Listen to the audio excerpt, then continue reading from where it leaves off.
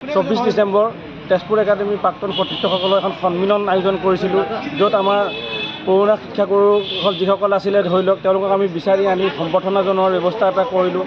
কাৰণ সতীৰ্থখিনি আটাইখিনি সকলো আজি লগ পাই পেলাই মনত এটা বিশেষ বুজাব নোৱাৰা আনন্দৰ এটা উৎসাহ উঠিছে।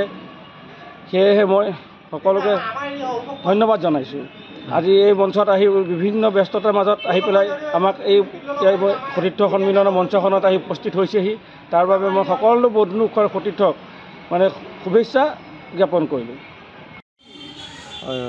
এই প্ৰাক্তন ছাত্ৰ তথা সতীৰ্থ সন্মিলনী আজি তেজপুৰ একাডেমীৰ প্ৰাক্তন ছাত্ৰসকলে ইয়াতে এটি শিক্ষাগুৰুসকলক সম্বৰ্ধনা অনুষ্ঠান আয়োজিত কৰিছে। এই অনুষ্ঠানতে উপস্থিত হৈ নথৈ আনন্দিত হ'লোঁ যে ছাত্ৰসকলে প্ৰাক্তন ছাত্ৰসকলে তেওঁলোকে পঢ়ি যোৱা বিদ্যালয়খনৰ প্ৰতি তেওঁলোকে মৰম আগ্ৰহ প্ৰকাশ কৰিছে। তেওঁলোকে এটি মঞ্চ তৈয়াৰ কৰি তুলিছে প্ৰাক্তন ছাত্ৰ সন্মিলন হিচাপে। এই কৰি পেলাই তেওঁলোকে বিদ্যালয়খনৰ কাৰণে কিছু কাম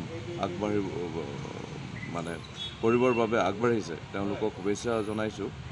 আৰু সমাজৰ কাৰণে ভাল খবৰ, কাৰণ আজি যিসকল প্ৰাক্তন ছাত্ৰ তেওঁলোকৰ বহুকেইজনেই সামাজিকভাৱে আৰ্থিকভাৱে সমাজত প্ৰতিষ্ঠিত।